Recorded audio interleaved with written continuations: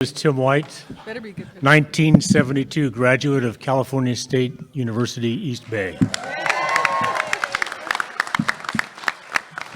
I'm glad to bring you to this alumni event, and we'll talk. Oh, no. Let's see. Judy Sakaki can say the same thing in just a moment. I'm sure she will. I'd like to welcome the committee and the guests to this meeting of the CSU East Bay Presidential Selection Committee. Our goal today is to listen. And listen doesn't mean just waiting to talk, but rather listen to the thoughts that you wish to share with us about this next president at the university. And we'll come back and talk about that in just a moment. We think that you will help us, give us the keys to find a great next president for Cal State East Bay. Between now and the academic year, I and the search committee and this committee will take in the resumes of people who express interest, and then we recruit into the pool, a diverse pool. We will whittle those individuals down to have a chance to visit with maybe 6 of them in person, and then from that we'll bring some finalists in front of the Board of Trustees in Long Beach in May, and it is the Board of Trustees, not us, who actually make the final selection for the next president of Cal State East Bay, with an eye to having her or him start this summer as Leroy Marishta enters into retirement. Before we go much further, I'd like to have the committee introduce themselves. And again, I'll start here, and then I'm going to go down to who's on the very end down there. And we'll work our way around the room. I am Tim White. I'm the chancellor of the CSU. I live in Long Beach. I have an undergraduate degree from Fresno State and a Master's of Science degree from this campus before I went up the street to some campus called Cal and had an academic career. But it is an honor to be the chancellor, your chancellor of this great system. So let's go down to the end and work our way this way, please. I'm Alan Kwan, class of 2004. I work in the private sector, but I'm the president of the Cal State East Bay Alumni Association.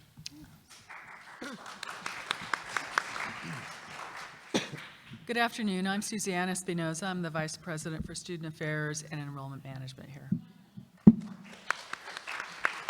I'm Jason Smith. I'm an associate professor here at CSU East Bay and one of the faculty representatives. I'm the chair of the Health Sciences Department and the vice chair for the Academic Senate.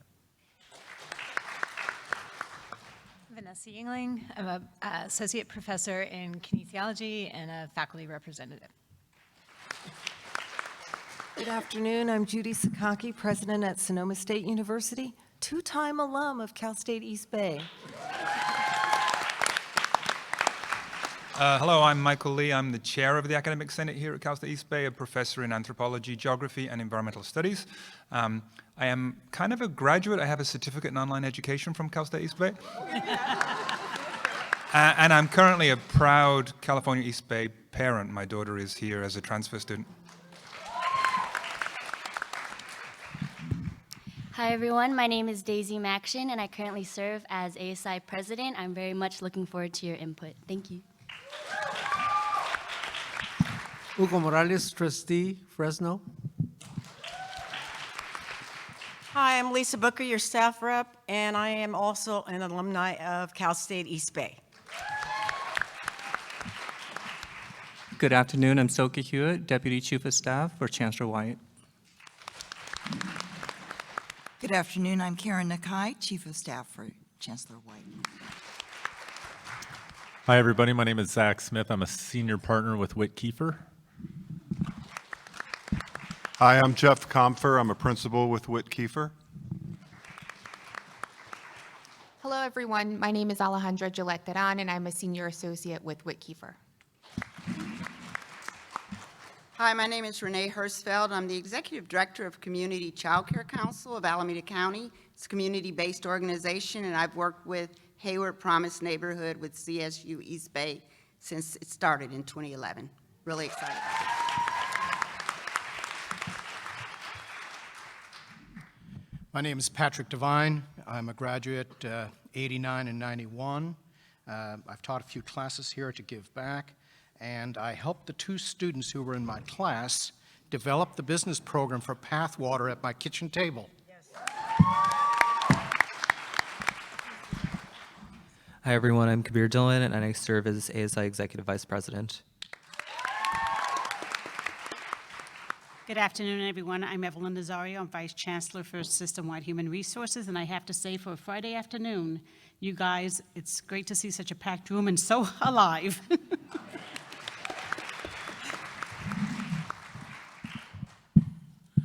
Well, I failed to also say that I had one of my boys is a graduate of East Bay as well. Alex graduated in 2011 with a degree in communication and now makes films. So, yay.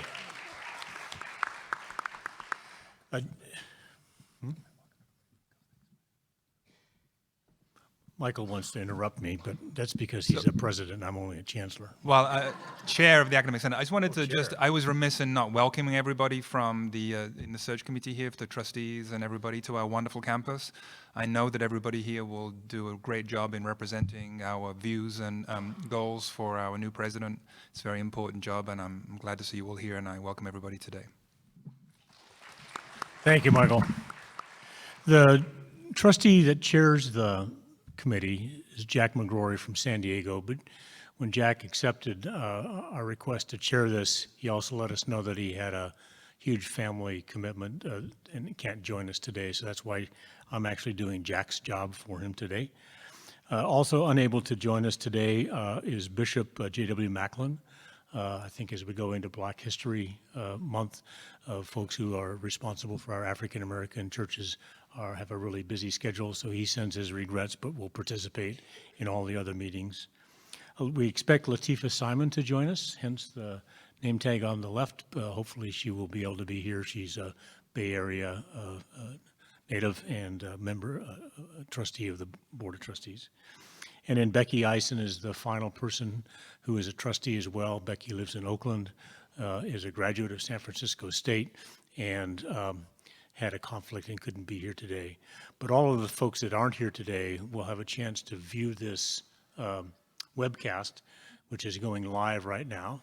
Hi, everybody that's joining us this way, but also gets archived, and so the candidates and the folks on the committee who aren't here today can have a chance through technology to actually be here today and listen to the inputs that you're having. I wanted to just discuss a few aspects about the search and remind you that today you'll be introducing yourself to your next president. Every serious candidate is either watching now or as they get serious about this in the weeks and months ahead will come and find this archive and listen to the energy and the hopes and the aspirations that you have for Cal State East Bay. And so just remember that no matter how earnest your comments are, that you're making your first impression with your next president. I don't think anybody in this room disagrees that we're seeking the next great president for Cal State East Bay. And if we can agree on that as a goal, then the question is how best to get there. How do we build a vibrant pool with people who are currently at the top of their game, who have the skills and experiences and align with the dreams and aspirations of this remarkable campus and system? And so we're not looking for somebody who's kind of off their game and out looking for a job. We're looking for somebody who may be currently a sitting president at a vibrant campus somewhere in the country or really around the world. Or somebody who is in a senior academic leadership role or in any of the areas of the university. And they cannot typically disclose an interest to go somewhere else while they're doing that level job. They can't disclose an interest in coming here without damaging themselves where they are today. Think about it. If a sitting president from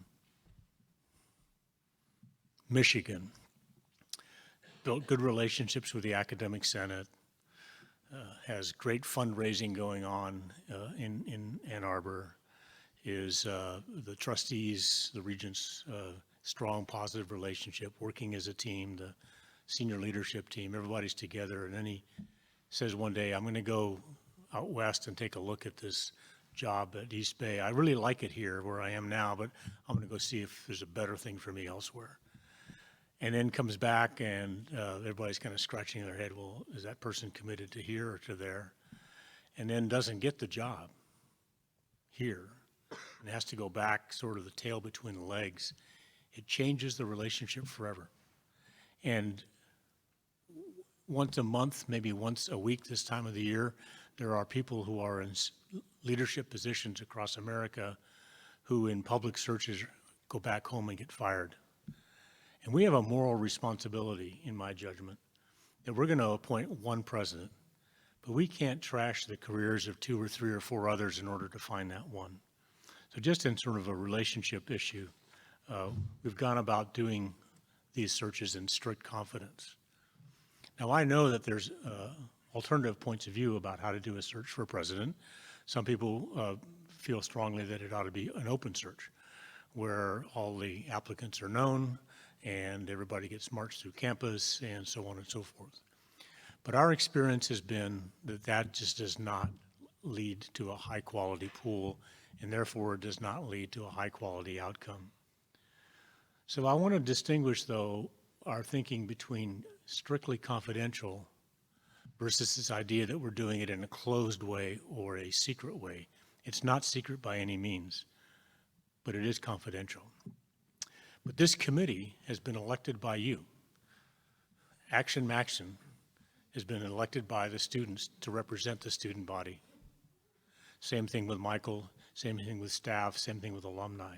So we believe in representative government in America, and we believe in representative approaches to these delicate, important, vitally important searches.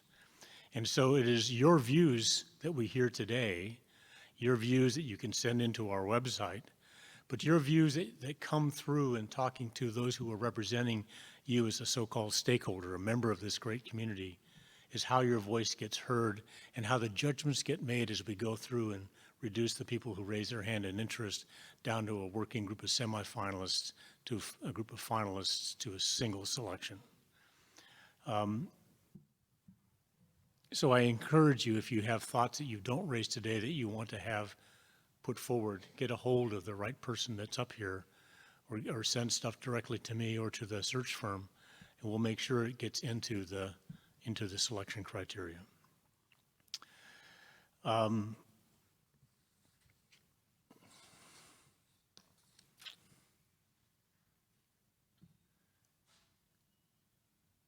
This group of people that you've selected will have access to everything. Anybody who gets nominated, everybody who raises their hand with an interest, who writes a letter, who makes a phone call, this committee will see all of the applicants. And typically it's 40, 50, 60, 80 people will be considered, of which there's usually typically 10 that are in the top group that will get a lot of attention. But this group is going to be thorough. We will meet again. Pretty soon we're going to put out a help wanted sign that says president needed, one president, Cal State East Bay. And in a week or two after that, we'll put out what's called an opportunities and challenge profile, a much more elaborate document, 7, 8, 9, 10 pages, that is going to be informed by what you have to say today. And our folks that are helping us from Whitkiefer will be taking copious notes. And as we hear the themes that matter to you, it will inform that more elaborate position description. And then the serious candidates will align their skills and experiences with what this campus is truly seeking going forward. And finally, I would say on process, if you are concerned that you don't like the process, I would contact folks across the Bay at San Francisco. We just went through the search there for Lynn Mahoney in the same way as we're doing it here. And you can talk to their student leaders or their faculty leaders or their staff leaders or alumni who were in the process. And to a person, everywhere we've done searches, and this is my 21st of, there's only 23 campuses, so we've been at this my entire time, is people get in with a little bit of skepticism and pretty soon realize how authentic and how confidential and how outstanding the process really is, leading to great outcomes for the campus and for the system and for the state of California. So we're going to spend 2 hours or so hearing from anyone and everyone who'd like to speak and give comment. There are microphones right here. Please think about what your next president needs to deliver and lead in the coming years, both opportunities as well as challenges and concerns. What makes East Bay special to you? What would you like to preserve and what would you like to change going forward? There are other ways for you to provide input if you don't feel comfortable speaking here. You can be sending stuff to a website, and it's one word, President's Search at calstate.edu. So if you want to write in, or if you, after today, you have an idea over the weekend, as you're rooting for the 49ers, send it in to President's Search at calstate.edu. There will be a link on your campus website. There's a link at the system website, and of course, Whitkiefer has a link as well. Any messages come in, we'll never reveal your identity, but we will make sure that all of your input gets in front of this entire committee. So please, we need somebody to stand up and start out the conversation with your thoughts on what you would like to see going forward in terms of skills and experiences, what you would like to see as, oh my goodness, we're not going to have. Hello. Is this on? Oh, Yeah, so hi. please just introduce yourself, and we want to hear every voice, and so try and be to the point, and if we have time and you later on and there's nobody else to talk, you can come back and talk again. Are you all set? Yes. Okay, let's go. Hi, everyone. I'm Gabby Aguilar. I'm an environmental studies student here at East Bay. As students at this university whose futures are severely threatened by the rapidly unfolding climate crisis, we believe that our university must address this crisis head-on. It will be affecting us and our children, and indeed the future of all humanity. The global scientific community says that the action we take in the next decade is critical. We must take immediate and aggressive action to avoid exceeding the tipping point. A runaway feedback effect will cause irreversible damage to life on our planet and global disruption. We need a president who understands and shares the urgency of addressing the climate crisis and will take all necessary action to push this campus to carbon neutrality.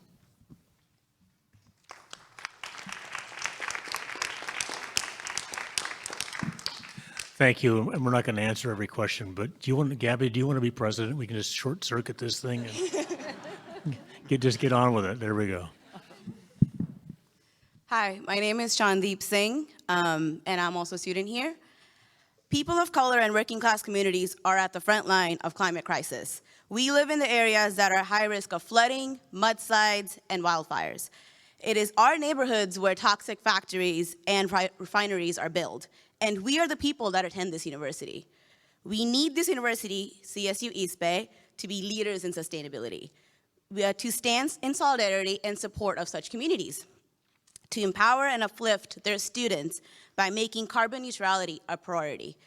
We need you to show us that you care about our futures and futures of our children by protecting and preserving our planet for future generations. Thank you. Thank you. Alrighty. Hello. First of all, I would like to welcome you and thank you for holding this presidential forum. My name is Yahaira Ortega, and today I am here part of Associated Students Incorporated and as an ally. I am not an undocumented nor documented, but I have been a student at Cal State East Bay for the past 5 years. Long enough to know and to be disappointed because I have not seen a position in leadership show substantial support for this population. Ideally, it would be great to have a safe space for my peers, yet I understand that we are hiring a coordinator position, but looking at the job description and knowing that that is not enough. Over the years, it's been a cultural taxation that has been put on the same 7 people who work tirelessly to support documented and undocumented students, my peers.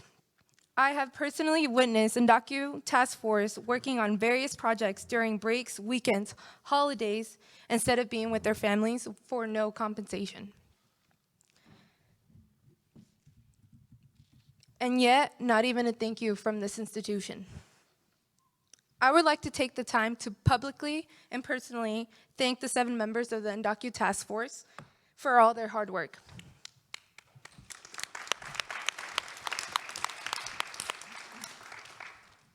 Lastly, I urge you all to elect a president that will have the foresight to see that it is unfair and very unrealistic that one person can support the undocumented and documented students of Cal State East Bay. Thank you. Thank you.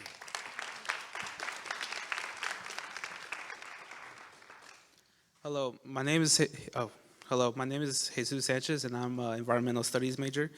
Here are my thoughts on renewable energy and what we should do. Since the price of solar energy is cheaper than the conventional energy sources, achieving carbon neutrality makes more sense than diverging away from using renewable energy such as solar. According to United in Science, even though renewable energy such as solar is growing, the global energy system is still dominated by fossil fuels. In order to reduce greenhouse gas emissions, it will require the participation of all sectors, including you and I. As students who very much care about our campus and our environment, it is imperative that we implement large-scale solar power technology on campus so that we can lead by example and pave the way for others to follow in our footsteps. Thank you. Thank you.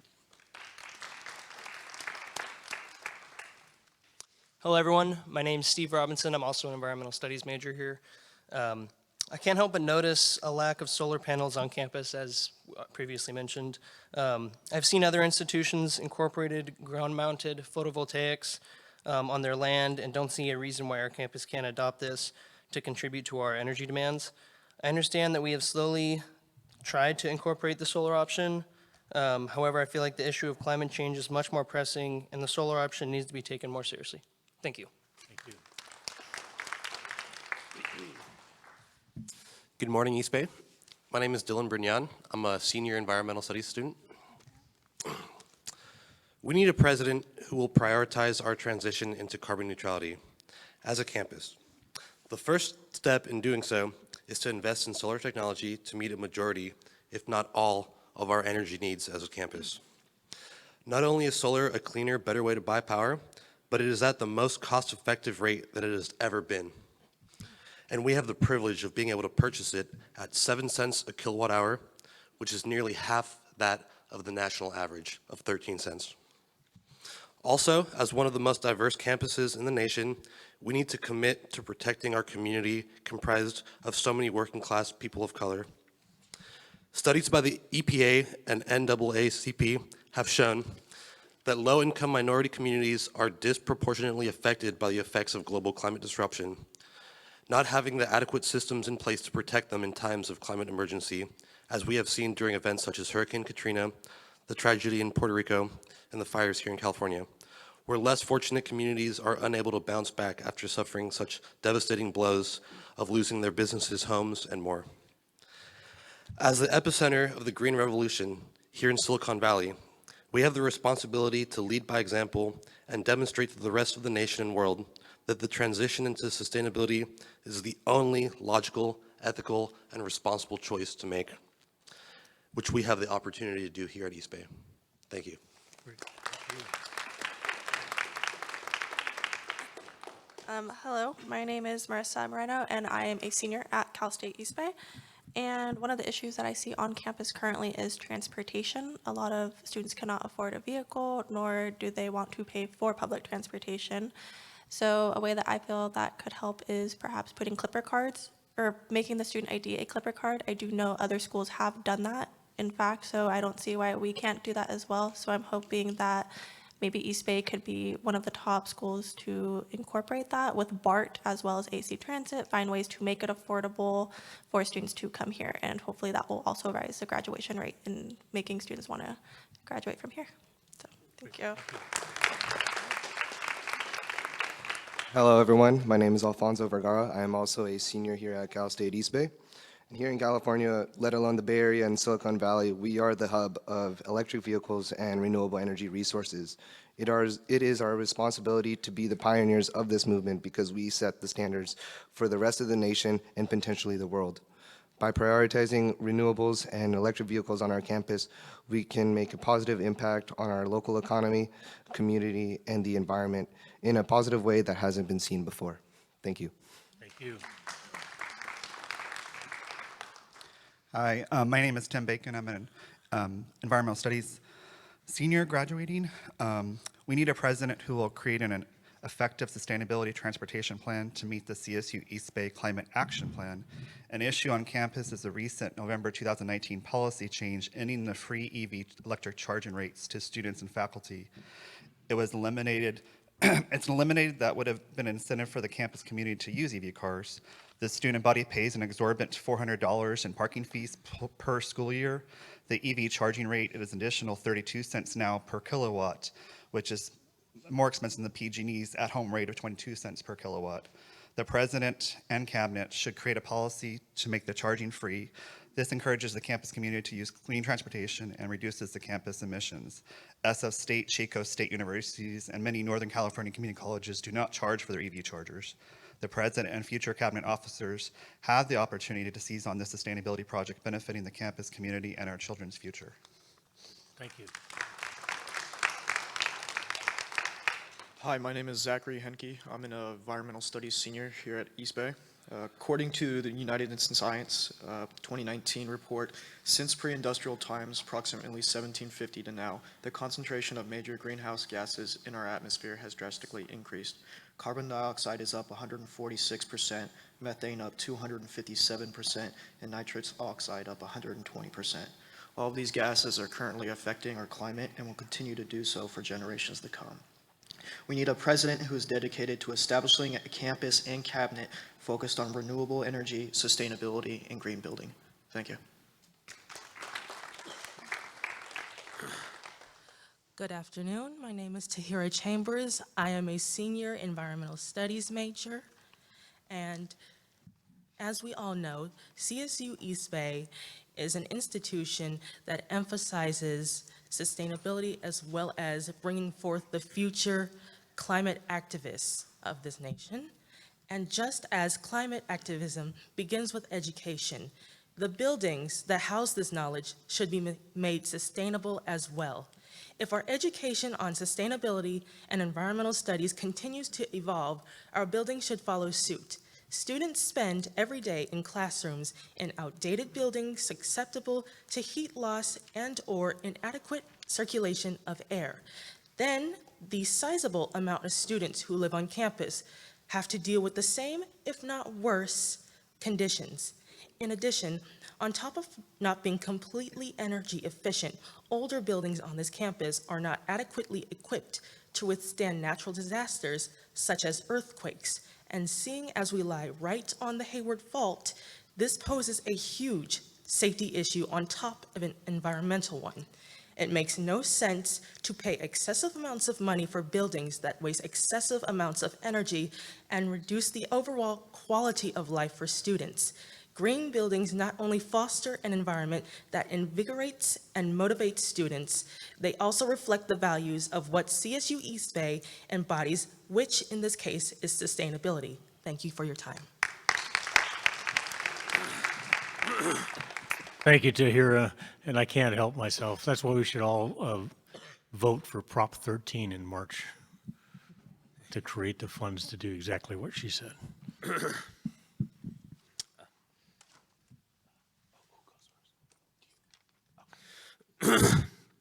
Hello, my name is Kevin J. Wang. I am an environmental studies senior here at East Bay. And for me, President, I feel that the President should definitely care about the climate crisis. And I wanted to bring up the fire. As you know, we are in California, and this state has always had a history of fire. But in recent years, it's gotten terrible. 2017 to 2018 was one of the worst years for wildfires. Both 2017 and 2018 were one of the worst years for fire within 7 years. The casualties were enormous. It was 8 times higher than all the previous years in 2017, the previous 4 years, and it reached 100 in 2018. And there was over 1 million acres of land have been burnt. None of the previous years came close. There has been thousands of structural damage, and not to mention the air. I mean, I was there when the fire created the smoke on the campus, and we couldn't have class. It smelled terrible. It made my eyes sting, and I feel that a president would care about the student and faculty well-being, that would care that student and faculty can't go to class because of the smoke and in the environment. And we can't force people to do something about this, but East Bay can be a leader and a beacon of hope in this time. And the people who are going to be leading East Bay in that charge is the president and his cabinet. And that's my opinion on the matter. Thank you. Thank you, Kevin. My name is Sam Cohen. I am an environmental studies major.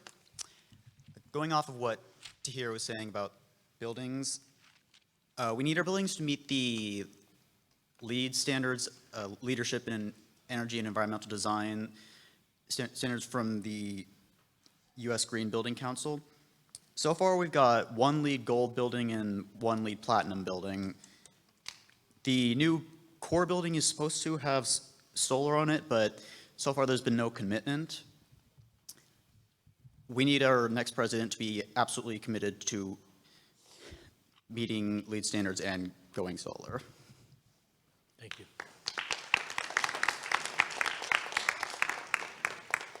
Hello, my name is DeAndre Hobbs. I'm a sales major, and I'm a junior here at Cal State East Bay. I'm the displaced student liaison on campus. We know that 1 in 5 students don't have enough food, and 1 in 10 are homeless, couch surfing, or sleeping in cars. I'd like to see a president that's committed and prioritize basic needs support for students. We serve hundreds of students, many who are former foster youth and need support to graduate. I would hope that we would choose a president that committed into continuing this work. Thank you. Thank you, Yanni. Hi, my name is Catherine. I'm a senior environmental studies major, and my question was, why have programs like sustainability and environmental studies if what we're taught in our classrooms won't be applied on our campus? We know that the Earth is warming catastrophically. What we choose to do now can either provide a promising future for children and generations after them, or steal it from them. By now, we should all be aware through media about the climate crisis and how urgent it is to take immediate action on not only making this campus carbon neutral, but working together as a whole across the globe to become carbon neutral. They say that people who are knowledgeable about a problem but choose to do nothing about it are one of the biggest fools out there. So we need a president that is not afraid to lead this change in our campus and stand proudly after as a pioneer that helped lead by example. Thank you. Hello, committee, and hello, future president, if you're going to be listening to this. My name is Luis Casillas Ramos, and like one of my prior students said, the issue I want to be raising today is for basic needs. I know the Basic Needs Initiative was initiated by you, Mr. Chancellor White, and it's something that's very near and dear to my heart. Coming here to East Bay, I was a student that struggled with homelessness and strong food insecurity. I was very financially unstable. I was actually living in classrooms on this campus while I didn't have a place to stay while going to school here. I got involved with student government, and that was the same year that you initiated the Basic Needs Initiative. For that, I am eternally grateful. It's probably because of that I am here today. With the program that we built on this campus called HOPE, Helping Our Pioneers Excel, that program is not only something that has helped me grow academically and spiritually, but it's something that has kept me fed and housed and also has kept me sane, for lack of better words. And that is something that I would like to see not only maintained, but expanded upon for the next president. I would like to see a stronger relationship between the administration and the HOPE program. I would like to see a stronger coalition built between the Alameda County Community Food Bank and the Contra Costa Food Bank and our food banks here on this campus. I would also like to see possibly a line item in the budget for the HOPE program. I would also like to have the ability for that program to expand to not only address food insecurity and the small help that it's doing with homelessness. I would like to bring back the career closet, which has helped me not only been able to dress myself to be presentable and business casual at the student government events, but also in classes where we're graded based on our attire. Being a student that was struggling with homelessness and food insecurity, I didn't even have money to find a place to stay or food to eat, so how would we be able to dress ourselves? That career closet was something that was super amazing and beneficial to my success. Unfortunately, from what I understand, it has been closed. We used to house it in the old Welcome Center that was vacant. I believe it was only used during the commencements for security and legislative things or logistical things. I would like to see that if potentially, if it was available, to be turned into a Hope Hub where a student in need could go to one centralized location and be able to get the resources they need or in connection with those resources without having to go all around campus or be referred back and forth. That would be something that I would like to see taken up by this future president, and I feel that basic needs should be something that's super crucial in selecting this next president. Thank you.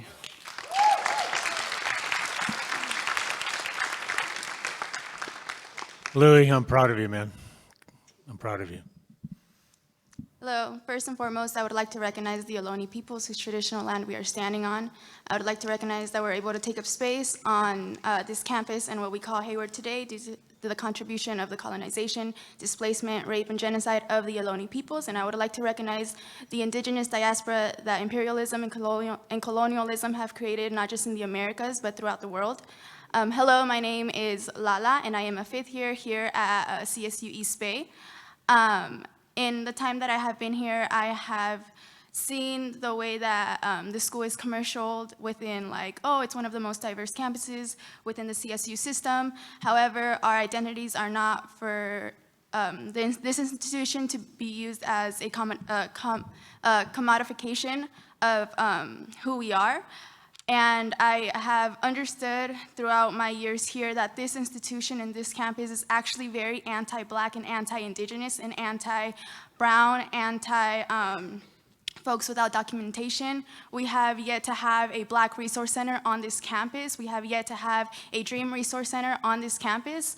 The retention rate for Black students, I believe it's around 26 for female identifying Black students and 23 for Black men identifying students. That is ridiculous. Those numbers are ridiculous, and I don't understand how this has been brought up to the attention of this institution and nothing has been made to change that or to help these individuals. We also need a Dream Resource Center. I am an ally. I was born in this country. However, within this last presidency, I have had 2 family members get deported. A total of 7 family members have left this country. I understand the urgency that folks need within these resource centers.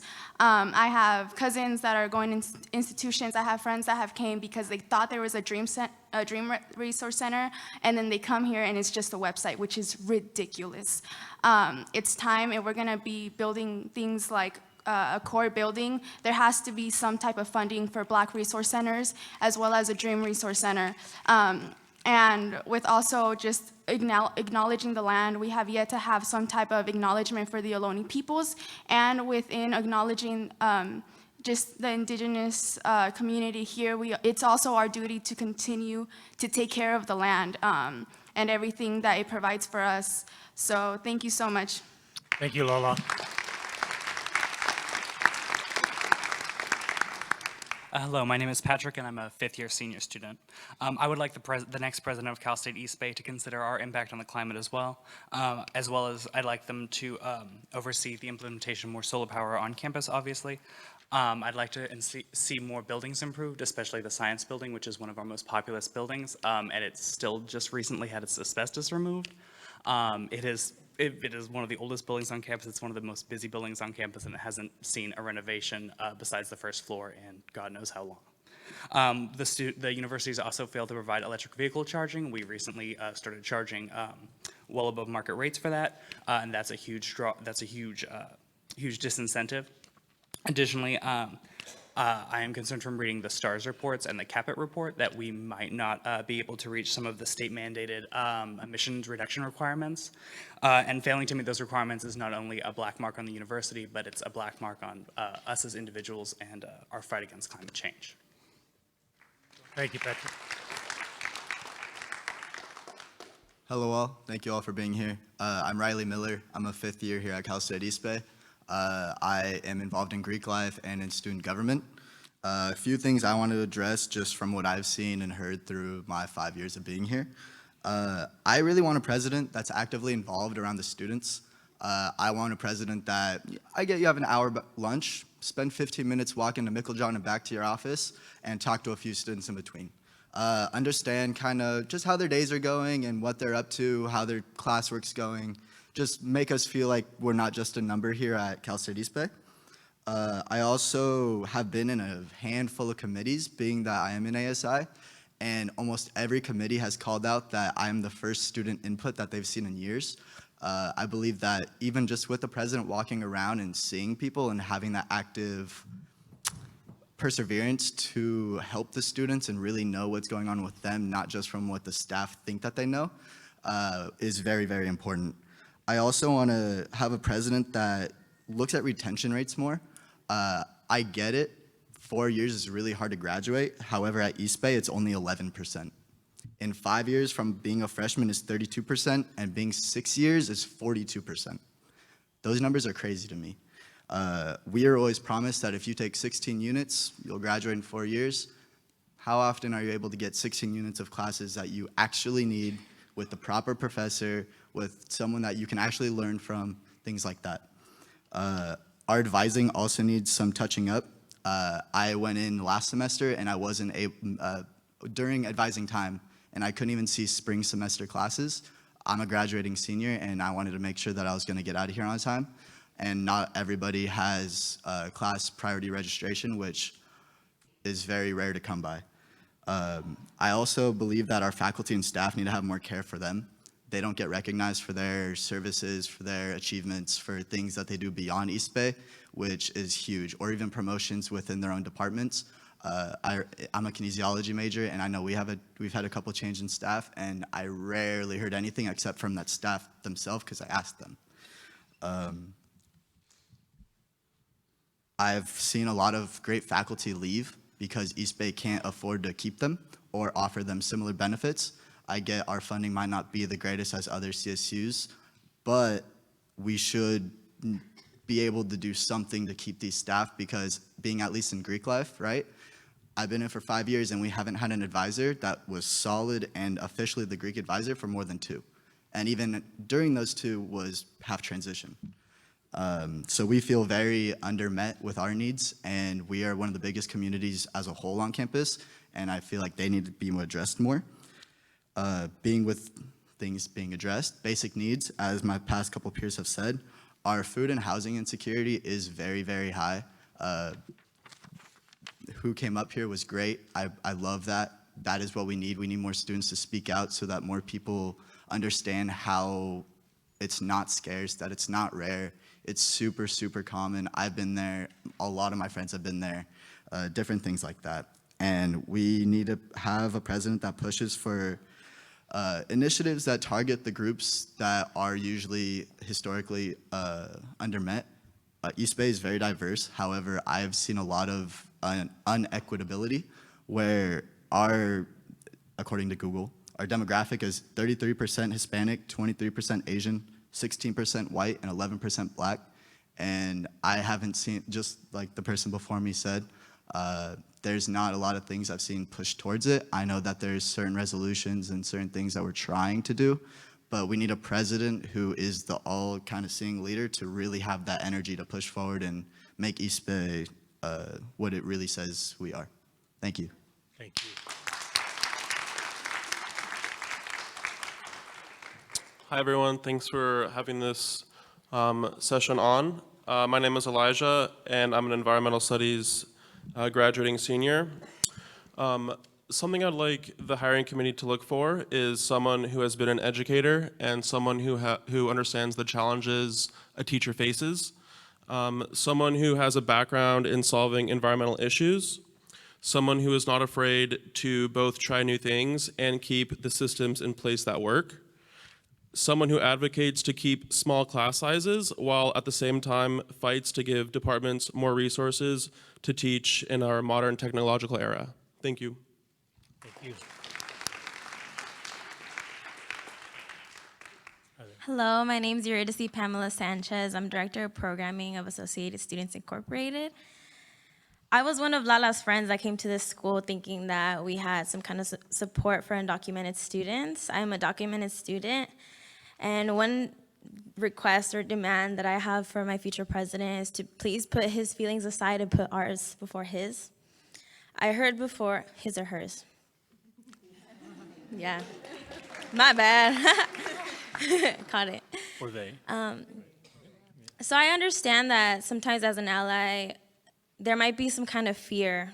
You want to protect us as much as you can, but I feel the lack of resources and the lack of the center is what actually forced me to come out and force myself to put myself on stage, put myself like in front of people at rallies.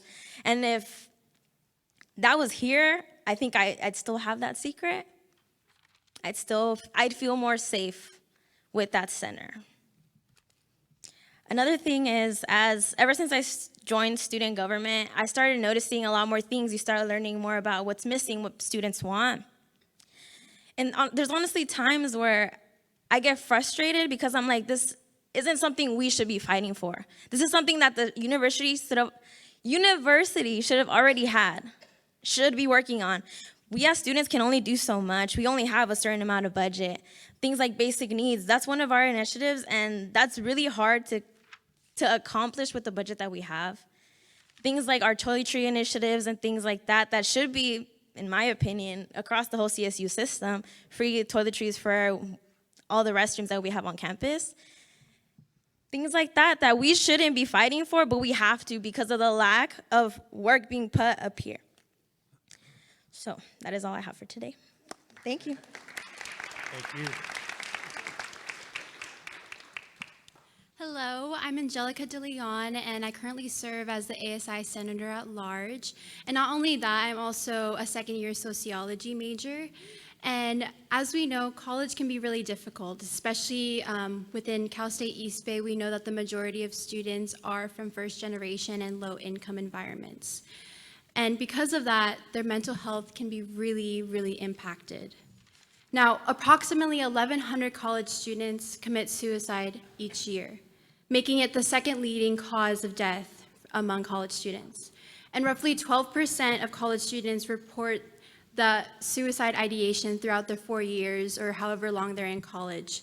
And about 2.6% of students report a persistent suicide ideation.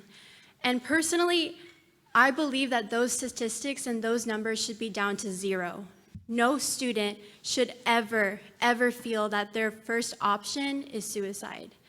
And as a person who struggles with their own mental health and someone who continues to advocate for proper mental health resources and awareness among all of our students, I really hope that the next president keeps that in mind and helps us join that fight against suicide and mental health.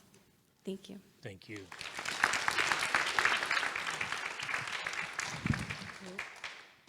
Good afternoon. My name is Maureen Scharberg, and I'm the Dean of Academic Programs and Services.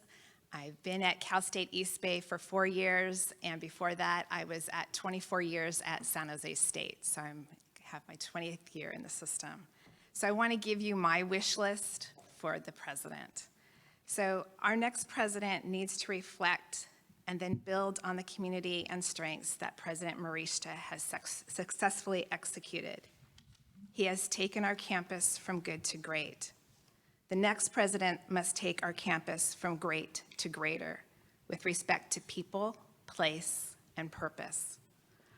Our next president needs to clearly understand and embrace the mission of Cal State East Bay in serving our multidimensional students, our communities, and the educational pipeline in the state of California and beyond. This individual must have a proven and demonstrated record in solving both student success and racial equity issues in higher education. Our next president must be a student-centered servant leader with a focus on all of our students, as we've heard from already, so wonderful, and their individual pathways for obtaining their education as they strive to be contributing members of their communities and beyond. Although a lot of emphasis has been placed on our undergraduate GI 2025 initiative goals, our next president must strengthen and enrich our graduate and professional programs as well. Our next president must understand the ever-changing roles of technology and data science in higher education. This individual must have a track record of excellent and diverse hires, as well as supporting increasing tenure track density. This individual must have no controversial track record at other institutions. I'm not speaking about Cal State East Bay here. Make that clear. We do not need the drama and distraction that such an individual can bring. Cal State East Bay deserves to have a president who has a proven track record in demonstrating the highest levels of ethics and integrity. More importantly, our next president has to be the face at Cal State East Bay at 3 campuses and beyond. This individual must understand and embrace our spirit of hope, opportunity, equity, sustainability, and social justice for our campus community. Thank you. Thank you, Maureen. Hi, my name is Natalie Ingram. I'm a faculty member in sociology. Chancellor White, you asked first what we love about East Bay, and I think this amazing set of students that spoke is really what all of us love the most. So I just want to sort of second, third, fourth, fifth, et cetera, all of their comments about sustainability, student basic needs. I'm here first and foremost to represent a subcommittee for the Faculty Author Rights Task Force. So we're a subcommittee of the Committee on Research, Academic Senate Committee. We'd really love a president who would support an open access policy on campus. We've been working towards one. We're going to try and get one passed this year. These types of policies have been passed by other UCs, but we'd be the first CSU to do it, so we'd be a leader. This would allow faculty to retain copyright to their own work, to share it on our campus community and beyond, and really plug into an open access community that's about sharing of knowledge. And we're seeing the importance of this now with like the coronavirus. The part of the reason we know so much about it is that people have been able to share their data through open access ways. Personally, besides the task force, I'm really interested in supporting our lecturers. I was a lecturer before I was tenure track faculty, and they teach the majority of our classes and majority of our students. So making sure that we're supporting pathways to tenure track if they want it, or just pathways to sustainable living wages that treat them as the amazing resource that they are for our campus community. Thank you. Thank you, Natalie. Hello, everyone, and thank you for this opportunity to be able to share with you something of me and of our campus community as well. My name is Rocio Camarena, and I am a daughter of the Raramuri people. I am the daughter of immigrants, and I am also a very proud forever pioneer of this campus. Yes, yes, yes, yes. Some of the things that I would like to see in our new president is a clear understanding of who our students are. Now, there have been some comments made about this mentioning of us being the most diverse campus. I know that the HEAT Award has been a very beautiful sticker that we like to use in promoting this campus. But what I feel is most important is that this new president truly understand who are the students that they will be serving. And I think that there has been a lack of real understanding of who our students are, who is graduating, who is not graduating, and what are the obstacles and the things that have been getting in the way of that happening. And the understanding has to come with some fruit. It can't just be committees and meetings that are organized. It can't just be something that's put on agendas, but I want to see fruit of things really happening, being put to motion to help our students graduate. Because I can sit here all day and claim to be a beautiful mango tree, but when those apples start coming out, somebody's going to be really mad. And our students have been hearing for years that our institution will give you this, our institution can provide this, our institution can support you in this way, and guess what? Like our student here has happened, they come to our institution and they find out that it was just really nice on the pamphlet, but it wasn't real once they got here. And that's something that has to change, because 2020 is a year of focused vision. We have to have a 2020 vision this year. We have to have a president that comes in focused and ready to hit the ground running, not just taking a year or two to get a feel for the campus and to see what people are about. No, because you know what? Research. There's a thing called Google that we can all do, and we can research to see if this person is claiming that they've been working on this person has been claiming that they've been working on that. Guess what? I'm pretty sure that if they have a PhD, they can do better research than me. And I'm pretty good at doing research, let me tell you. And it's not hard to find out who are the people who can talk the talk and who are the people who can walk the walk. So I charge each and every one of you right now, since you chose to accept this responsibility of being on this committee. It was not forced upon you, but you chose to accept it. So now I charge you, take this seriously, because the decision that you make right now is going to impact not just this graduating class or the class 10 years from now or 15 years from now, but it's going to affect the graduation and the families and the futures of generations to come. Thousands of people are going to be impacted. The ripple effect of the person that you choose is going to echo for years and years and years. And who you choose is going to be part of your legacy.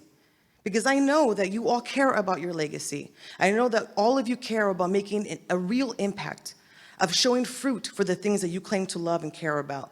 So this is your opportunity to really, really make a powerful decision that's going to impact the future of this campus.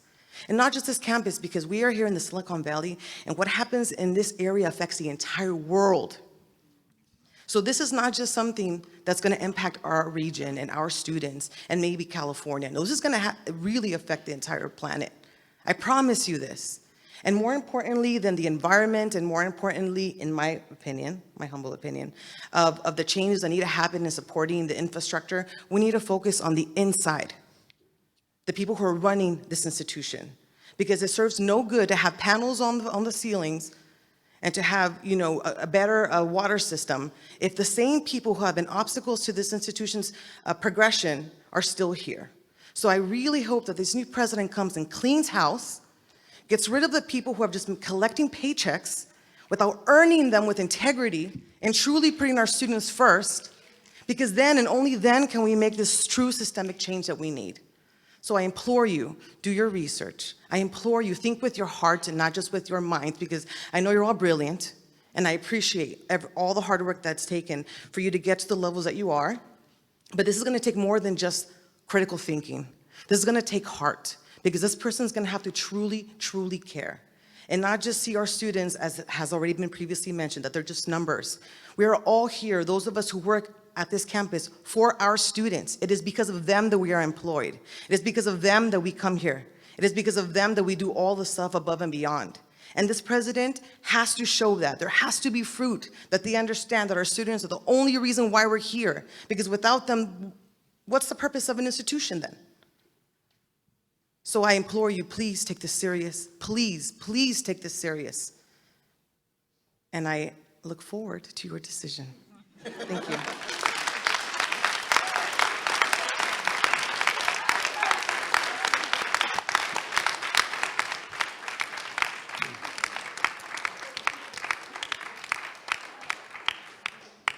I knew I shouldn't have let her go in front of me. Hello and welcome. My name is Arnab Mukherjee. I'm an assistant professor in the Department of Health Sciences. I want to echo my colleague and said, really, our community is defined by our students, and I hope those of you that are new to that community, you can see how inspiring, empowered, and wonderful they are. And I can't echo that enough. That's why this is the dream job I never knew I applied to and I still keep today. With that in mind, the comments I want to make, there's going to be a lot of comments around we need this building, or we need panels, or we need more parking, or we need more BART, and we need all this stuff, which at the end of the day is we need more money. And I'm sure, Chancellor White, you don't hear that enough. But I think I would like to take a step back, and I wonder what it is that makes this institution an effective vehicle of not simply education as a piece of paper that you sign, but really, what is it that we are put forth to do? And in my opinion, that is not to simply get people in and out, which is often the narrative, but how do we develop young professionals to solve problems, to take on the challenges that exist in the world and will come our way.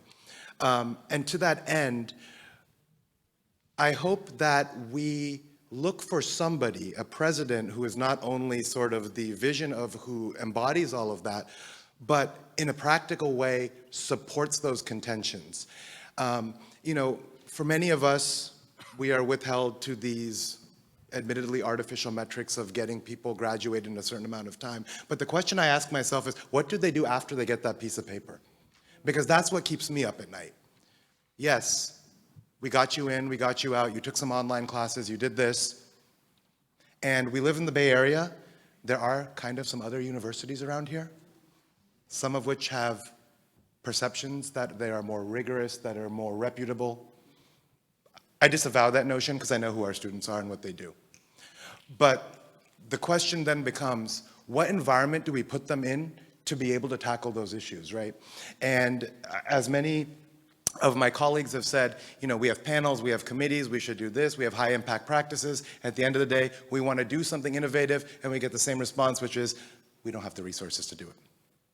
So what did I spend the last 6 months of my life doing, rather to find out that what was put out there does not exist? And fundamental to all of this is the cornerstone of this university, which is social justice, right? Whether we're talking about health equity, we're talking about environmental justice, it is social justice. What is just for the students that we serve? And so I hope that whoever it is that takes on the responsibility of this presidency understands that what she or he is committing to is really formulating a path in which we can provide a community. And you can see for many of us that is nobody here so far, and maybe there's people behind me that will change that notion, nobody here has said, please provide more online classes. They want to be here. They're asking, how do we come here? How do we make our buildings safe? How do we get our transportation, housing? They want to be here in person because they want faculty and staff administrators who care of the human beings and not simply a net ID on a screen. And so to that end, one of my frustrations is, the way that we solve these initiatives of getting people in and out, we just post-promote things online. We just make it easier in process, but not in outcome. And so that's notwithstanding the fact that I would love to build 15,000 more buildings and have classroom space and focus rooms and all that. I know that's not possible. But the new president has to come in and think of a better way where we create a physical and virtual community in which we are able to have those interactions and truly support those students who, God forbid, have to figure out what the problems are that we have left them with. And so whether that be, first and foremost, a livable wage for our faculty and our staff. You know, I know that salaries and all these benefits are set by statute and all the other excuses that are put out there, but we live in the highest cost of living area in the United States. And you guys can look up our salaries online. Safe to say that they don't support that contention. So what do? We get the best, we get the most committed, and we lose them because they can't survive. It's a very similar story to our students. So I urge this committee to realize that the person who is going to spearhead that is going to embrace technology, not because we have an internet connection, but how do we build rooms in which we have virtual communities in which we can teach students in the comfort of their own homes, but we can actually interact with them. And that's not a chat room or posting a slide. How do we create facilities where people feel safe, even if it's not physical, but virtual that goes beyond sort of the superficial?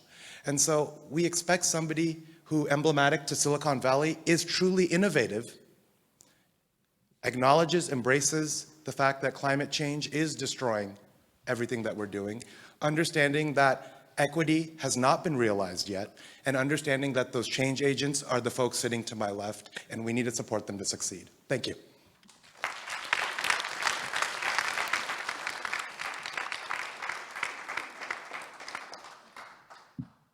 Hi, my name is Jillian Buchholz. I'm the Director of Sustainability here, and I just want to thank everyone who was brave and came up here and spoke. I kind of just want to say same and then go sit down. But I do feel like there's a couple points that maybe haven't been mentioned yet that I just feel strongly I should bring up. The urgency of the climate crisis has been very well articulated by a lot of people, but I think it's more about sustainability, it's more about resilience. We are up here on a hill, but we are part of a community and a region, and I would really like a president that understands that and is largely working towards resiliency within our city and our region. I would also like to make sure that the president is hiring faculty with sustainability expertise and then providing support for those faculty to do research in that area, and that also that those faculty reflect the value and look like our students. I think that's really important here at Cal State East Bay. I would also like to say that While we do have goals on this campus for carbon neutrality, we're also mandated by the goals within the county and the state, and we're not always meeting those. So I think it's very important for that person to understand that sustainability is not only an initiative at Cal State East Bay, it's one where we live, and it's one that we have to be legally part of, and making sure we're meeting those initiatives. It's important also that we're financially backed. Thank you for mentioning that. But also operationally, as many people have mentioned, has to be a priority as well. So thank you. Thank you. Hello, committee. Thank you for serving in this capacity. My name is Doris Ingram, and I am the Basic Needs Coordinator here on this campus. I am honored to serve our brilliant students who have come up, and I get to see our student needs every day, all day. And I just want to make sure that the new president, and ask the new president to not only be supportive, but realize that it's not just students. I see faculty and staff on a regular basis through our basic needs. And they're in a more shameful position in some cases because they're in professional positions and aren't able to meet their basic needs as well. We have a robust CalFresh program here on campus where we are helping students apply for CalFresh, but many of the staff and faculty also qualify for those programs. And I don't know that that's always brought out. My students are amazing. They will champion, and I will champion for them and get to serve them. So in a new president, a president that is aware that we are not just a university, we're a family. And we work together to help each other succeed, and that sort of mantra continues, that we're working with our community in very brilliant and exceptional and innovative ways. So I think sometimes there may be a road there and says, oh, that road doesn't work for this institution and that institution, but how do we be innovative about creating and connecting those bridges so that our students leave this institution connected to their community and with the skill sets, not only to come through and meet their basic needs because they're going through it and they're making it happen, but how do they thrive and create new and innovative ways to continue to do that? So that they feel connected to our university and feel connected to the communities in which they serve. So I would ask that the new president continue to do the work that President Marishita has been a phenomenal support, and is one of the reasons that our basic needs program has been able to be so successful here on campus. And so I'm hoping that that will continue, as well as putting funding. You know, it's really hard with one-time funding to continue to do this sort of supportive work. And we understand that that's coming from a California state level, but how can we be innovative to connect our donors even better and really make that channel a little bit easier to connect? So I do realize that there are some things that are happening. We are benefiting from some of those things. You were hearing from us soon, but really just continuing that work. I'm also a proud member of AFSA, and I would like to really connect about having more diverse faculty on campus. That is something that I've heard from our students, and so they're bringing that out in sort of a basic needs way. So if there's a way that we can expand our faculty diversity initiatives, that's something that our students really want to see. They want to see faculty members that look like them, that have had similar experiences, so they feel like they can connect and really continue to move their initiatives forward. So thank you.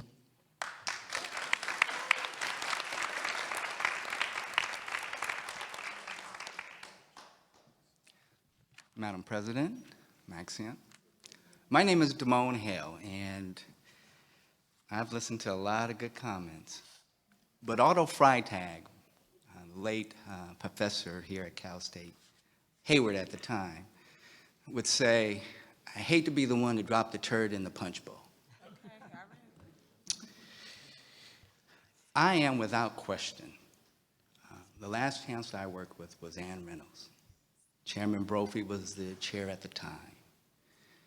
I can call out these names because this little 17-year-old kid from Compton came up here not knowing a whole lot about what he was going to do. And there was this EOP counselor who greeted me. She happens to be a university president now. Ah, she's actually up here. Judy Sakaki.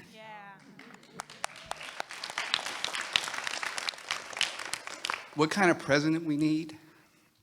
We need one that can create a culture where a 60-year-old guy comes back to his campus to try to give a couple of comments to help.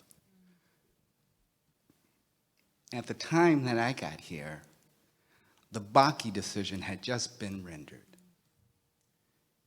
Apartheid was the next issue for the students, just like climate change. Now, don't get it twisted. My undergrad degree is in chemistry, and I did say I'm from Compton. So I understand the science.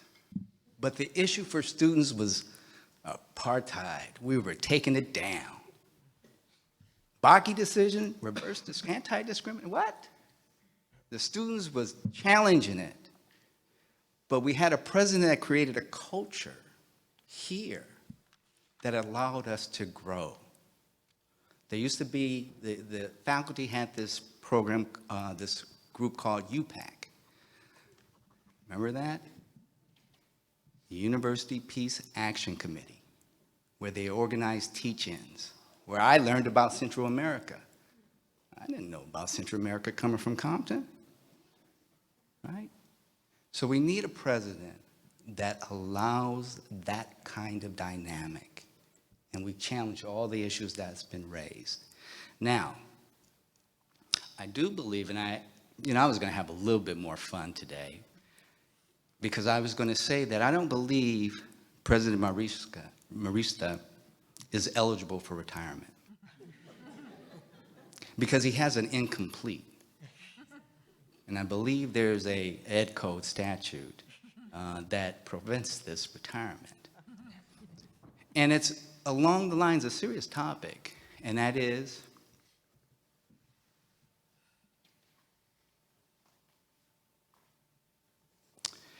what I call diversity disparities. And so I did a little research, because I got a great education here, not only chemistry, but I came back for more, and I got a degree in public administration, an emphasis in policy development. So I took a look at the numbers, and I looked at the enrollment for women over the past 20 years. Now, of course, during the Obama years, the numbers were up the hook. And I'm talking about here at Cal State East Bay.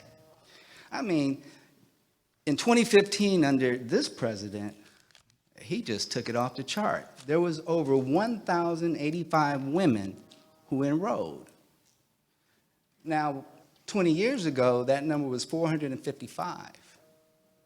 And it stayed like that for a while. I'm a lawyer, I'm sorry, and I have clients calling. And I will get back to Mr. Davis. And I looked and I see that this effort was significant because, again, you see the numbers, 900, 900, 800, 900. But what that means is that the president also looked at the capacity at the university to be able to meet something that society says we got to change, and that is access for women. Now, we did something back in my day. We had on-campus childcare. The students fought for it. And the reason is because we believed that access would increase if women knew that their children were safe. Well, back in 2012, did a little bit more homework. This campus closed down their on-campus childcare. We need a president that understands. I can't study if I'm worried about my child.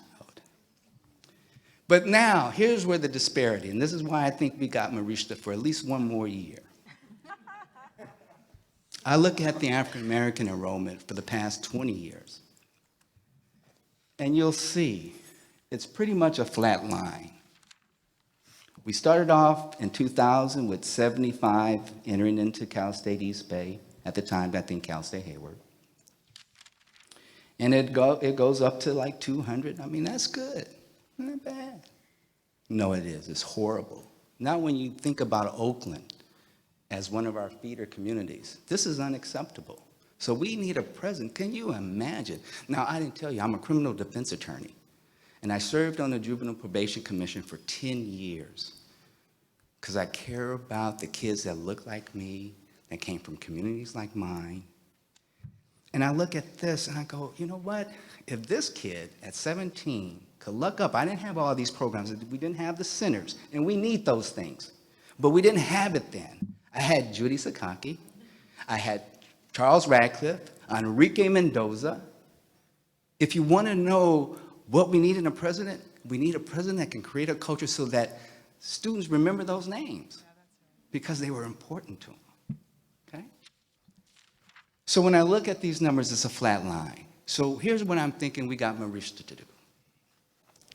And I think, and I hope, Chancellor, that you use this model. Don't let them go. At least not right free. Get one good year. Now, we've been talking about mama mentality, right, Kobe? Well, we need to use those presidents that think they're going to retire to have a little mamba mentality so that these issues that they just raised, like a laser focus, hey, we just want 1 year, this is the time, these are the issues that you're going to, why do we want to use him? He's at the top of his game. He knows where all the funders are, all the money is, he knows all the politics, and so any new president coming in, he could be a hitter for him. I gotcha. Right? So because I agree with a lot of folks. I've seen a lot, I've worked with all 4 presidents except for the first. Ellis McEwen was my guy, but he was so stiff and, right? But he created this environment I'm talking about. So you can't judge a book by its cover. And if you want to know somebody who throws, you do a little research on me. Trust me, they try to kick me out of this school because of the mess we were causing, right? So when I look at student leaders, that's why I recognize you first, because that's what this is all about. So those are my 2 cents. I think we can keep him another year.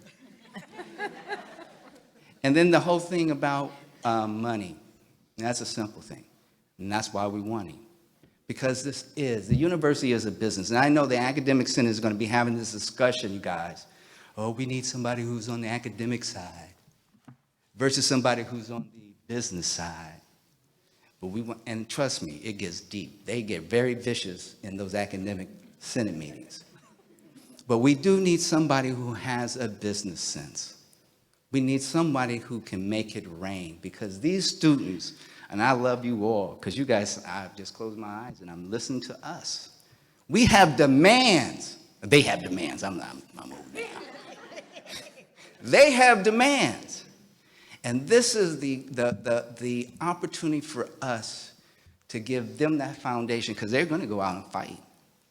But whether you give them the tools like you gave this little 17-year-old, because I do have the tools that I got here, that I received here. So the next president, I don't know if he could meet all of the requirements, as I don't think that president exists. But one that is willing to say, I don't know it all. That's the president I want, because then he'll be open, or she'll be open. Or they'll be open. Thank you, sir. Thank you.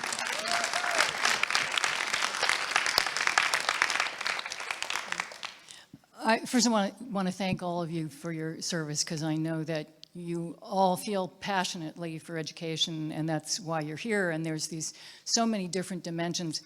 In terms of our university in particular, though, I think we have this unique opportunity it's not only an opportunity, it's an area that we started to be able to mature in under President Marishita, and that's the work at the nexus of sustainability and social justice. You can hear what we're about, right?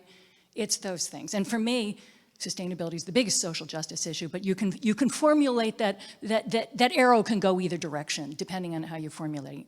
We have started these important partnerships. I'm looking across at my colleagues from Hayward Promise Neighborhood, and we've teamed up, because of our environmental and solar start and our social justice interest, and working in the local schools, and we're working with the College of Science and the College of Education.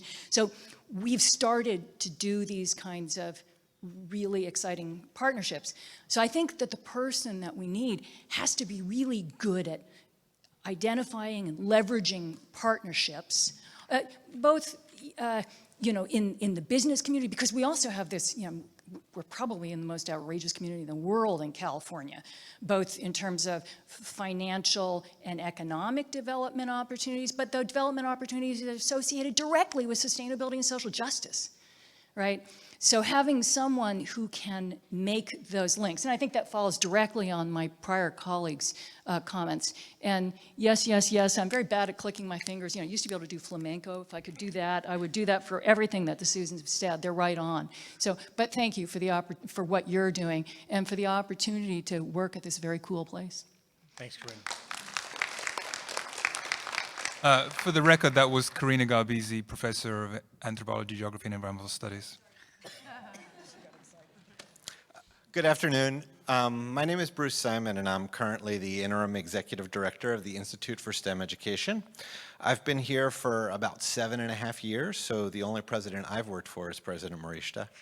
And in my time before you, I'd really only like to make one point, which is I like the direction that this institution is moving, and I'm looking for a new leader who will continue this work. In my time at East Bay, I've experienced a well-earned substantial growth in the reputation and public image of this university. I think it's well-earned because the work we've been doing has been very good.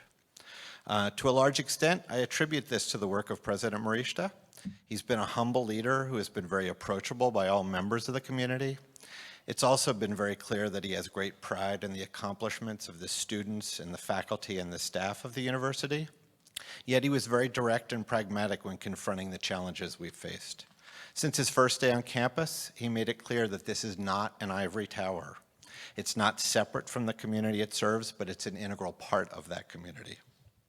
As a co-chair of the East Bay STEM Network, a cross-sector partnership, President Marishta put the university in a position to collaborate and lead efforts to develop the future STEM workforce and to make sure that the whole population has access to high-quality STEM education to develop STEM literacy. President Marishta has supported the work of the East Bay STEM Network in developing programs to improve the math skills of preschool students because they're part of this community and because they're our future students.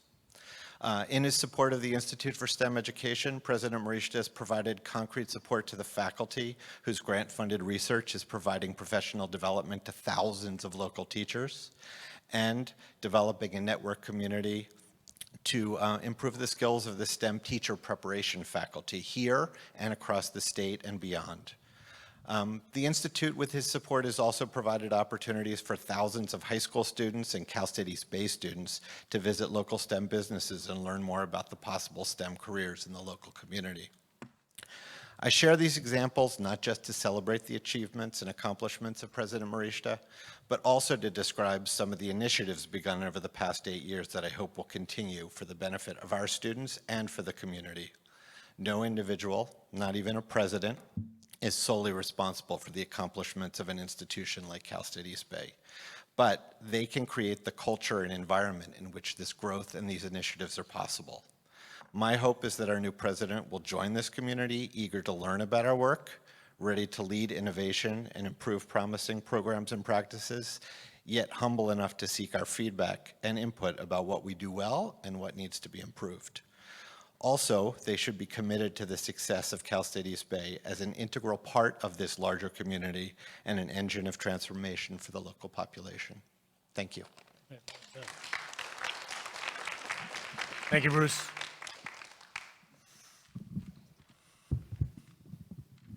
Hi, I'm Valerie Schutz, and I work in university advancement. So we haven't heard anything yet about fundraising, and a president who has experience with fundraising, that would be very important, especially if we're going to address all the wonderful ideas and concepts and challenges that we're facing at this institution. To strengthen our fundraising ability, I think is essential. I would say I would like to see a president who is an academic visionary, who has the ability to articulate ideas and programs that inspire major philanthropic support. So somebody who can look to the future, 10 years from now, who are we going to be? Who do we want to be? And how are we going to provide an education and a feeling of belonging for all of the students that are here today and looking forward? Someone who values academic partnership with industry and is willing to invest in doing more to connect our students to internships and engage employers in the classroom and on campus, and someone who will strengthen our position in this region and in Silicon Valley. Someone who provides our faculty with release time to apply for and conduct research and to increase the amount of external resources that come into this institution. Thank you. Thank you. Thank you, Valerie. Good afternoon, panel. My name is Peter. I'm a fifth-year student here. I would like to say a few pretty concrete things that I want to see in the new president. I think the new president should be really invested in a more saturated campus life that would, for example, involve expand student housing, which would be really helpful to form a really healthy and connected community here on campus among students, so people can be involved in a collaborative environment. Another thing is there is a pretty high dropout rate and a low graduation rate, interchangeably. So the education can be made progressively cheaper. For example, by lowering price per unit with every unit taken for students. This would be motivational and, I guess, inspiring for people to complete their education. Because a lot of people drop out just because they can't fund their studies. Another thing about money, we need somebody who's gonna watch over funding allocation, just to make sure we don't have any kind of accidents. One thing that really stood out and really affected me personally last year, I've noticed that 75% of College of Science budget was for some reason cut. I don't know why, but yeah, that happened, and I don't want that to ever happen again. So yeah, these are 3 things I would like to see in the new president. Thank you very much. Thank you, Peter.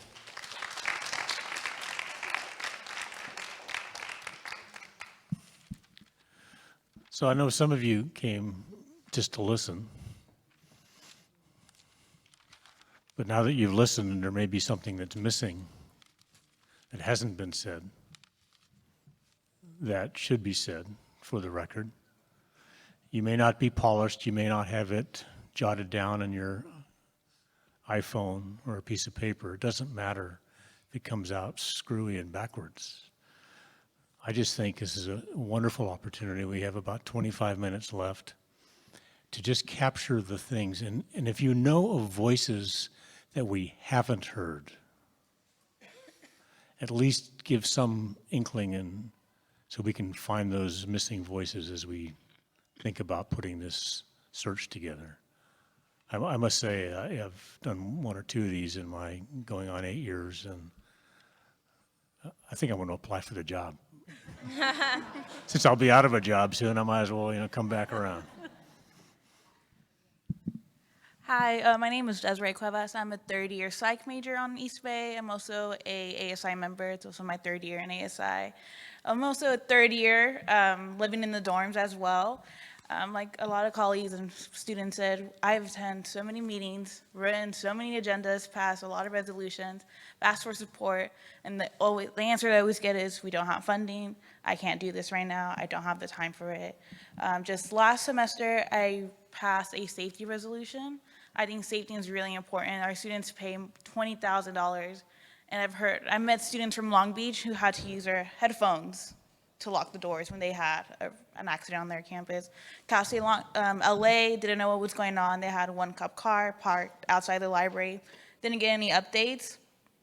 I did 2 safety walks already with the police on campus, as well as facilities. And I learned that safety is not just about being prepared in case there's an active shooter on campus. This was making sure we have the proper lighting, our pathways are flat, we have accessibility for students who are in wheelchairs as well. I know one of the main issues on our campus is once it gets dark, you have to be prepared because it gets really dark on our campus. I know personally, I always have to look back behind my shoulder to make sure I'm not being followed, I'm not getting targeted, stuff like that. So safety is really important on our campus. And I want a president who's not just gonna give me false promises. I want a president who's gonna be out there talking to their students, being connected to us, because at the end of the day, we're not numbers. I'm not a number, I'm not gonna be a paycheck. I want a president who's gonna be connected to us, so thank you. Thank you, Avery. Hello, me again, Eurydice Pamela Sanchez. This always happens to me. I always remember things while I'm sitting there. I'm like, I need to go back up. Another thing that I want for my president is for them to be able to prepare their staff and faculty a little bit better when assisting undocumented students. One way to do this would be mandated undocumented trainings for all staff and faculty. Yes, please. When I went to financial aid my freshman year, they didn't know how to help me. I almost lost my Cal Grant because they didn't know which forms I needed to fill out. When I got hired for ASI, I went to payroll and they didn't even know how to help me fill out my paperwork to get paid. So little things like that I feel like just with knowing a little bit more, it can help a lot of the population at our campus. Thank you. Thanks. I think I'm just going to pick it up. My name is Marissa Bauman. I'm the coordinator of the Peer Academic Coaching Program on campus. It's a relatively new program. It was formerly Peer Mentors. So our program, I support a group of wonderful, amazing, talented students who then in turn support other students who are on probation or academically at risk. And from my perspective in this position, what I really see is how the stress and pressure of lack of sort of university and systemic support kind of rolls downhill. So it's not that the support isn't happening, it's that it's happening in more, I think, of an invisible way, and it's being carried by students and peers as opposed to staff or institutional structures. So I really would like a president to remember that, if success is happening and things are going well, sometimes that might be because there's a lot of people working on, I think a lot of mentioned the Undocu Ally Task Force was a great example. A lot of people really giving their time and their heart and their love because they want to see the students be successful and they really care, but it's not necessarily a part of their job and it's pulling from other places and other resources in their life. I think that's really true of all of our excellent faculty as well, that they go above and beyond continuously to support the students. And I think it's true of the excellent students themselves and the student leaders on this campus, that they are also going above and beyond and really doing a lot of great work to support. But I would like to see all those things be supported in a more institutional and structured way on the campus. Thank you, Marissa. Hi, everyone. Good afternoon. My name is Claire Valderrama Wallace. I'm faculty in the Department of Nursing. I would say as a nurse, as an educator, as a parent and daughter of immigrants, I ask that the next president really think about answerability. Who are he, she, they going to be answerable to? Students. Our motto is through adversity to the stars. We have students, staff, and faculty who are drowning in that adversity. So calls for resilience, I find so incredibly problematic. We have allies who are also drowning or sinking in the calls for resilience. So I ask that the president think about who he, she, they are answerable to. They're answerable to our students. And I want the new president to really prioritize relationships. I went to this workshop recently, and really one of the main group learning agreements was listen to learn, not to respond. So listen, reach out and listen to the groups who are so often silenced. The minoritized students, faculty, and staff, reach out. It's not so hard, right, to, even not don a suit. Just be there as a human being, just having conversations with us, getting to know who we are, even, including the climate survey, but beyond. I also ask that relationship also includes relationship to the land and to the people who are violently displaced, right? Thank you to Lala for bringing up anti-Indigenous, because if we're silent, we are anti-Indigenous. So that could even include financial backing of the Shumi land tax, thanks to the spokesperson, Queen Gold of the Lease John Aloni. There's actually a Shumi land tax, so we can actually contribute to the safe and supported stewardship of this land, who we've people who we've displaced. So again, answerability and relationships, because that's the key to the health of our community. Thank you.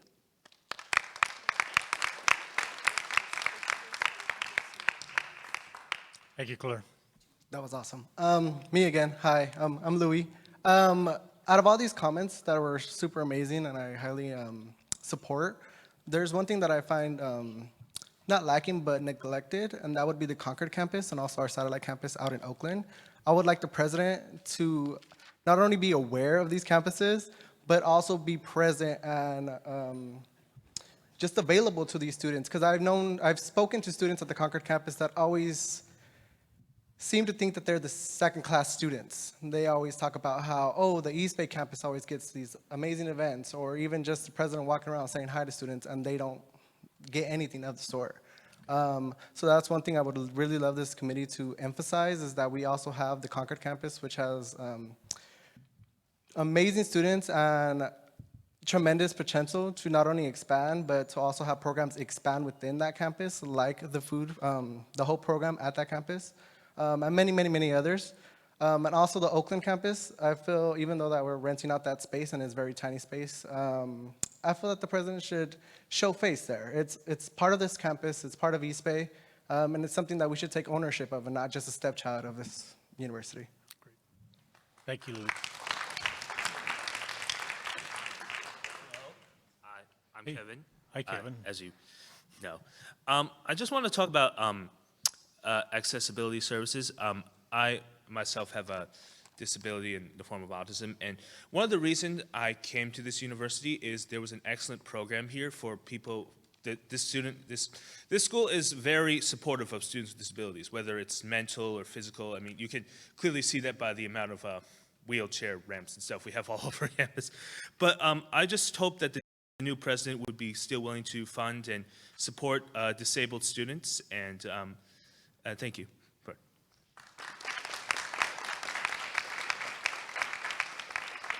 Thanks, Kevin. Hi, my name is Shandeep Singh. I actually wanted to build on Kevin's point. There are ramps around campus, but they're not really built for people who are using wheelchairs. They're too steep. A lot of students have complained they can't go up and down. They come too fast. Even the one that's from the gym going up to science buildings. I have able legs, and I have a hard time going up those hills. And coming down, I have to be careful so I don't slip when it's raining. So I don't think this campus is very accessible to people. There are ramps, but they're built too steep. At Robinson Hall today, the accessibility bathrooms were on the second floor. So what's the point of that? If you want them to have accessible bathrooms, it should be the first floor, not the second floor. So they have to get to the second floor first to get there. And the second thing I wanted to bring up, we talk about that we are a very welcoming campus of all genders and sexualities, but I have not noticed that many gender-neutral bathrooms around. I've found 2 on campus, and I feel there should be more done about that. Thank you. Thank you.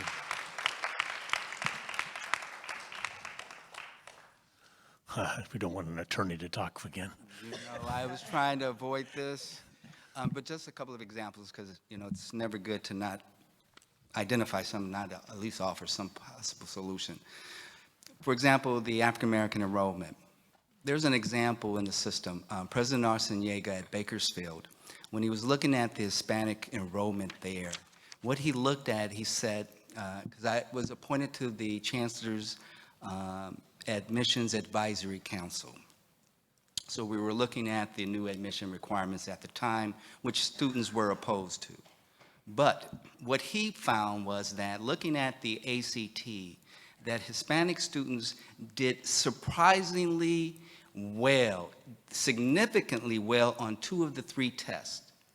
But that 3rd test would bring the composite score down so far that they wouldn't meet the entrance requirements.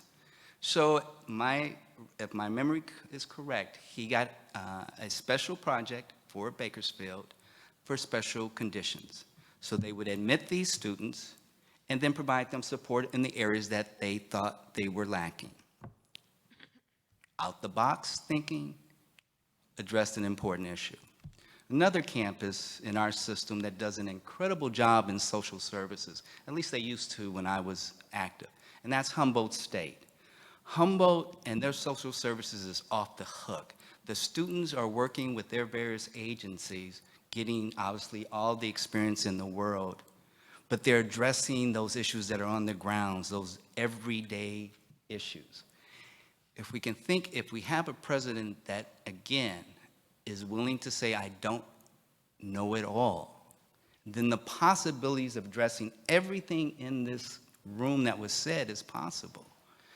But it's getting there, and it's having that real conversation about who you bring in, looking at their backgrounds. Because I've been a part of searches on this campus before. So where are they in their career? Is this just a quick stop? Because we had a president, I think, was here for like 4 years. He went like that. I can't really remember his name, right? Short Then the timer. other- Short timer. It's short timer. So where are they? Because again, Ellis was here forever. And so the culture was allowed to grow, and we had our battles. Trust me. When they changed black studies to ethnic studies, they put us all in one group. We were fighting. Like I said, when they dragged Malachi Andrews at the basketball game, it was students that stood up and said, you can't treat a black man like that. We have been fighting on this campus, especially this campus. Ellis McEwen was hired back in the 60s, 67, because apparently things were kind of crazy in society at that time. I was a little kid. But society was kind of crazy. So they brought Ellis up here, had only a couple of access roads up here. Micklejohn was built the way it was for security reasons.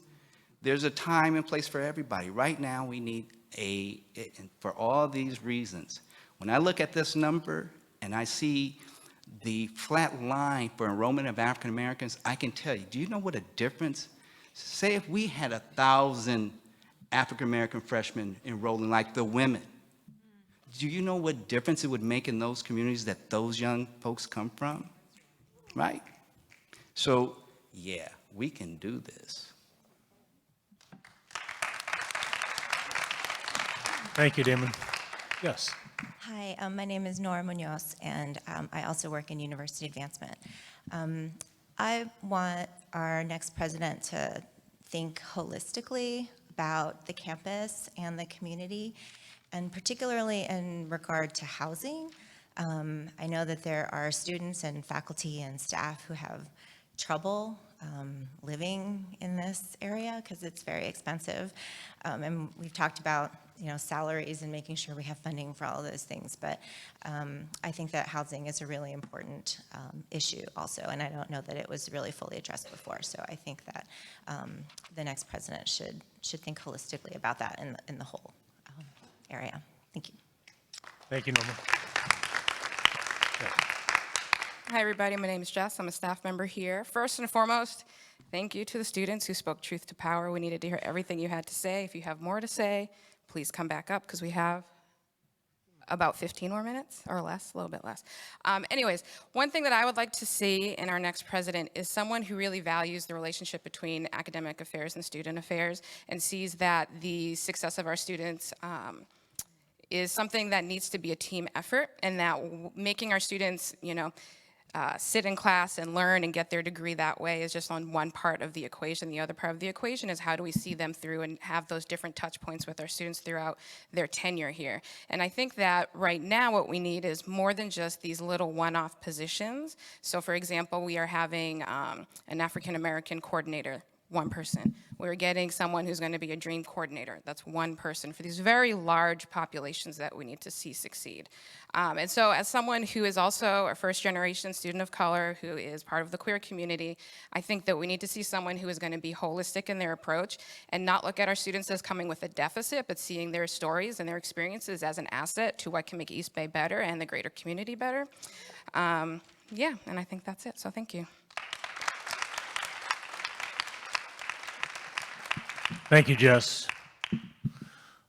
Well, students that are here, you just got invited back up.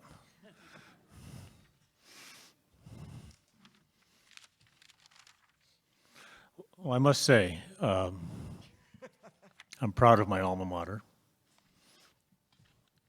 to hear such powerful and heartfelt and, quite frankly, inspiring thoughts and dreams about a different future, not only for the campus and the community, but for the state and this country.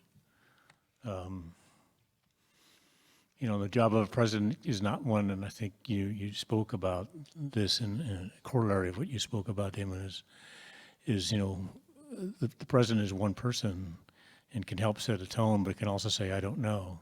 And can also say, can you help me?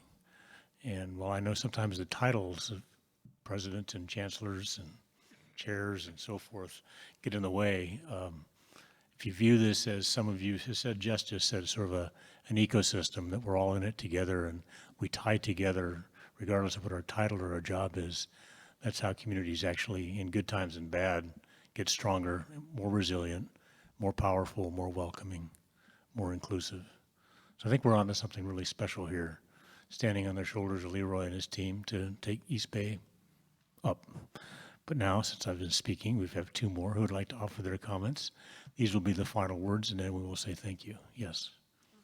Hi, my name is Sophia. I'm a second year at East Bay, and I'm also a first-generation student. And transitioning into my freshman year from my sophomore year, I have lost almost more than half the cohort of freshmen that I came in with.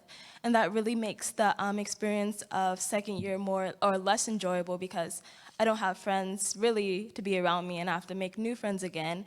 And a lot of those issues that why they decided to move on from East Bay has been a lot about the lack of resources, their professors not supporting them or understanding the issues that they're going through home or just life issues, and basically just not having the support that they really need. And all those things working together has made them either drop out or move to a different school because they felt like they weren't supported here.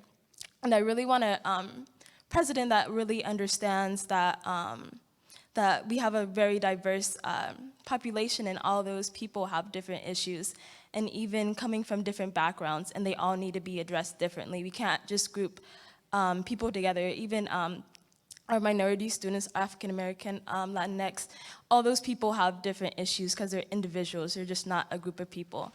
And I just feel like that there needs to be more accountability among our staff and faculty as well, because it's not only just the resources and lack of resources, it also has been the support and lack of support from the faculty and staff that has caused a lot of first generation and freshmen to really drop out and not continue their education here. So I just really want someone that just understands the issues that are really going on with our first generation and freshman students and all the rest of our students that are attending our campus. Thank you. Thank you, Sophia. Yes.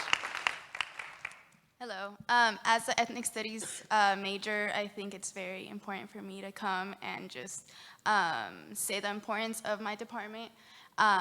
Since I've came into CSU East Bay, it wasn't until I came into these classes of ethnic studies that I really was able to envision myself in the world of academia. It was these classes that really empowered me to continue. It was these classes and these professors that told me about, hey, are you thinking about a master's? I think you should really go for your PhD. It wasn't until these professors really took the time to talk to students like me, and it's not just me, they do this with almost every student that they have. This next president that comes in, I really want to make sure that they understand the importance of this department. I want them to understand that it's important to keep funding this department, not lowering the budget of that department. We need more classes. I've heard of like, hey, why can't we have this class in person? It's like, oh, we don't have the money, so we have to do it online. And with these classes and these discussions, online classes, if you really have to take it, then yes, of course, take it. But it's so much more impactful within dialogue when we're in the class. So just want to advocate for the Ethnic Studies Department here and of course in all the CSU systems, but just want to make sure that the next upcoming president understands the importance of ethnic studies. Thank you. Thank you. Good afternoon, panel. I'm Melinda Hall, and I'm the Executive Director for Hayward Promise Neighborhood, and it has been mentioned several times today. It would be my hope that any incoming president would build on the work that Leroy Marishta has started with our Promise Neighborhood communities. We've had two Promise Neighborhood grants, which has been quite remarkable given the climate that we are currently living in. And he has really worked very hard to develop relationships with the community. And the community that I'm referring to is a community of people that live about 2 miles from this campus. Many of those people had never, ever, ever ventured on this campus. And since we began this Promise Neighborhood work with our 10 other funded partners, the ability for people, for our community members to come up here, and even though they don't go to school here, they may not have any formal education themselves or high levels of formal education, they are beginning to feel more comfortable here, and they also feel like this university is here for them. Many of them have been in the president's conference room. He has sat and spoken with them directly. He's really started something that absolutely needs to be continued. Our community would be very disappointed if they were not accepted like they are now. And I think that's a really important and key fact. Thank you, Linda.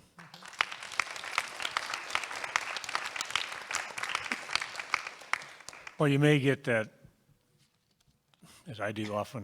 God, I wish I would have said something else.